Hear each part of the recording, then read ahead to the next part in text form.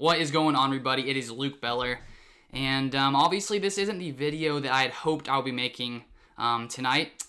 Unfortunately, as all of you guys probably already know, Packers, lost to the Buccaneers in the NFC Championship, so Packers lose the NFC Championship in back-to-back years. It definitely hurts, especially, the second time after, you get to an NFC Championship one year, you lose pretty badly, come into the second one thinking, oh, this could be our year, and then things just don't go well once again. And so obviously as a Packers fan, it's tough to see. It's tough to see Aaron Rodgers, getting older, having these opportunities to potentially end up in another Super Bowl, and then coming up short. And I think earlier in this game, it looked really bad. It was sort of reminiscent of the first time we played the 49ers. It was reminiscent of the last NFC Championship game where we just got completely obliterated by the 49ers. I mean, luckily in this game, it was somewhat close in the end. We had some hope. The first half was pretty bad, but the second half was a lot better. And obviously there's so many different things to talk about from this game. So many different things you could pinpoint, on why the Packers lost this game. Obviously there's going to be debate on that pass interference call on Kevin King. And I think the thing with that is I think obviously it looked like a pass interference. Kevin King was grabbing his jersey. I think the thing that people are frustrated about is the fact that they didn't really call anything the entire game. There were lots of plays where Packers receivers were held and they didn't decide to call those, but for some reason they decided to call that last one. Obviously, I think it was a somewhat obvious penalty when you saw the replay, the way that he just got grabbed, but just for them not to call the entire game and then decide to call it in that, in that moment when Aaron Rodgers would have gotten the ball and had a chance to bring this Packers offense back. I understand why everyone is frustrated. Obviously, I am, a little bit frustrated. I understand why they called it, but it doesn't make sense why they decide to let them play the entire game.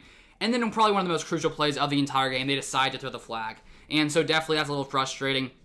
There's lots of other things from this game. The Packers definitely could have done better. I mean, taking a look at the offensive line, the Buccaneers' defensive line is just so good, and we saw that last time we played them, and they ended up with 4 sacks in this game? Let's see. Yeah, they ended up with 5 sacks in this game. They got 4 last time. And so it was tough for the Packers to stop them. And I also think one of the biggest moments of this game is if we look back to the end of that first half when, the Buccaneers, there were 8 seconds left on the clock. Tom Brady comes back. What was it, 4th down, I'm pretty sure. And I don't know, the coverage of Packers ran just Kevin King just let that guy get right by him.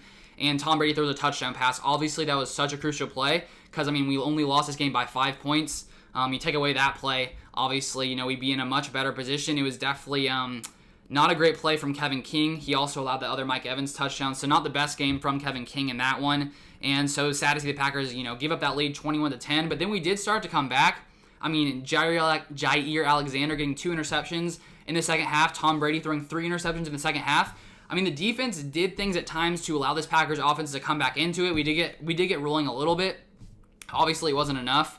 We saw on 2 of those Jair Alexander interceptions, Aaron Rodgers. The offense just couldn't get going. We didn't get any points off of those turnovers, and obviously that would have been pretty crucial for this Packers team to score, on those turnovers. Because, with Tom Brady having 3 interceptions, if you would have said before this game, Tom Brady will throw 3 interceptions, I'm pretty sure you would have assumed the Packers would have won this game with Tom Brady throwing 3 interceptions. It's not really something I necessarily would have expected in this game, but also Aaron Rodgers threw a pick in this one. Aaron Jones fumbled it, gets injured, doesn't even really get to play much in the second half after that. So it was a little bit, sloppy game from this Packers team overall. There were some bright spots at times, but definitely, we didn't get the job done.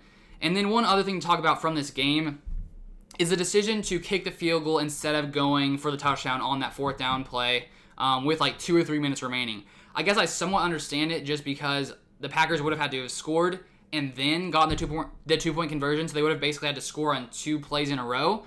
But personally, I just sort of assumed they would have gone for it just because they're so close to scoring. Why not go for it? I guess they decided to kick the field goal. I guess you could somehow see why that could be a good idea. Obviously, I'm not the coach. I don't know what the right thing was to do in that situation. Obviously, lots of people wish the Packers would have gone for a touchdown on that one because then, kicking the field goal, we have to come back and stop Tom Brady and not allow them to get that 1st down, which they obviously got and just ended up running the clock out. So it was sad to see Aaron Rodgers not getting one more opportunity to potentially take this Packers team down the field and score. That didn't happen, so now the Packers lose in back-to-back NFC championships. And obviously, as a Packers fan, it's a tough day.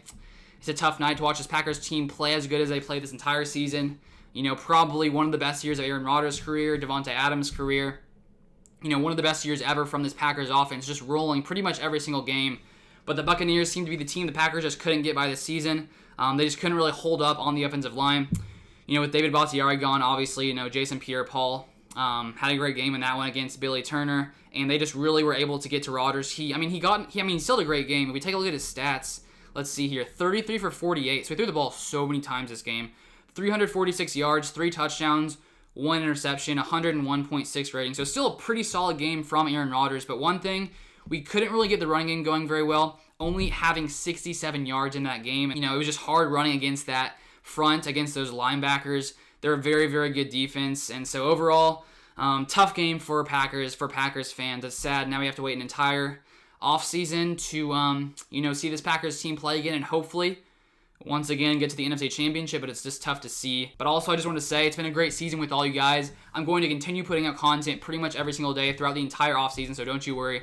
I'll have draft stuff, free agency stuff, all that kind of stuff the entire offseason, so make sure you guys stay tuned for all of that kind of stuff. There's always stuff going on in the NFL. Unfortunately, we don't get to see the Packers go to the Super Bowl, but it's been great having all you guys along this season, and I look forward for the seasons to come because I enjoy this a lot, and it's great to have you guys following along. But thank you guys so much for all the support in this channel, as always, and I'll see you guys in the next one.